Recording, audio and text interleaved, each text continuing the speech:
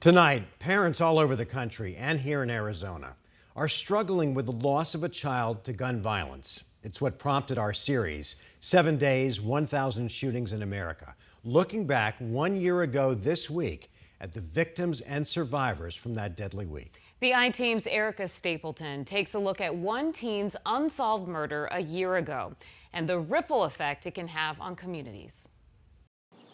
Safety at home should be a given. He was liked by everybody. He was so happy. But nothing is ever guaranteed. And he was only 15. Damarkus Edison. He was such a sweet kid. Shot dead. Outside of his house. How can that happen? It happened last June near 13th Ave in Vogel in Phoenix's Sunny Slope neighborhood. Megan Orontes' daughter was his best friend. And she opens up my bedroom door and she's screaming, "Mom, they killed him. They killed Damarkus." News of the teen's murder, deja vu for Megan and her family. It just breaks my heart to see my daughter at 14 years old have to bury her brother and her best friend. Megan's son, Andy Franco, shot and killed at a house party in 2020. He was 18. I miss seeing his face and hearing his laugh. She asked me to meet her at the cemetery where Andy is buried. It's so sad here, you know? I like to bring a little color to it. His murder, unsolved for 3 years. How much he's missed. I let him know just to wait for me and I'll be with him soon. Damarkus's about to hit the 1-year mark with no arrests, despite tips coming in. So in Damarkus's case, there are people that have come forward saying, I have some information that could be relevant, but are not willing to talk about it in open court. Absolutely. Phoenix Police Sergeant Brian Bauer with Silent Witness. Detectives are just waiting for that last little puzzle piece that can really sum up the probable costs. Megan can relate, still waiting for a tip that will crack her own son's case. There are killers out here in Phoenix, and people know that they have killed somebody, and they're not stepping forward, they're not saying anything. About an hour after Damarkus Edison was killed, police raced to another scene down the street. Gunfire erupting at a strip mall parking lot party. A 14-year-old girl was killed there, and 8 others were injured. It's one of 5 shootings involving teens Memorial Day week 2022 from May 29th to June 4th.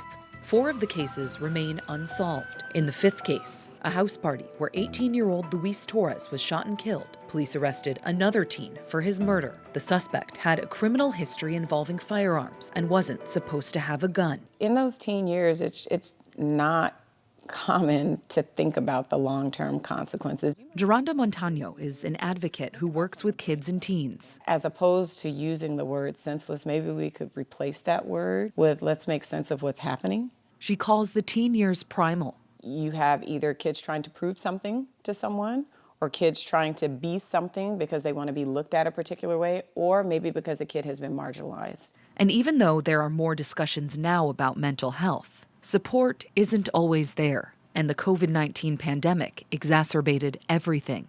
You've got now this heavy pressure of anxiety, depression, social, academic, physical isolation, and here are the outcomes. It's not a far stretch to connect those dots to a troubling trend in Arizona. According to the state's child fatality review in 2022, firearm deaths surpassed drug overdoses and car wrecks as the #1 killer of kids ages 15 to 17. Kids shouldn't have to live like that. Kids shouldn't have to live with that risk or that threat. So how do we get different outcomes? If they are struggling, they definitely should be talking to someone. That may be a professional, that may be someone at school. When a child has a gun, either on social media or walking the street or being caught with it in a car, the parents need to be held accountable.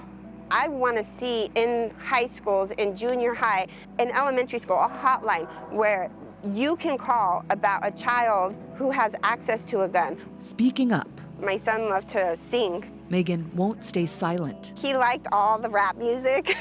For her son's sake. He would write his own music. And all the other teens killed by guns. I got this, and then I had it engraved on the side over there. Her prayer now that others will find their own voices to come forward with the truth. If everybody stays quiet, nothing gets solved, and you have all these murderers out on the street. We're not safe anymore. I did speak with Damarkus's mom several times on the phone, and she wanted to get her son's story out there, but was afraid to be interviewed, fearing her son's killer or killers could retaliate because they're still out there. What did she tell you? You know, she said a lot, and she ultimately wrote a letter for us to share, and two big emotions stood out: devastation and disappointment. She said Damarkus brought his family so much goofiness, laughter, joy, and intelligence, but she also feels like his case hasn't been treated like a priority. She spent her own time looking for evidence and feels not enough has been done by investigators to actually bring his case to prosecution. All right, Erica. Well, hopefully someone can help bring some closure to these families. If you know anything about the Damarkus Edison's case, you can contact Silent Witness at 480-WITNESS.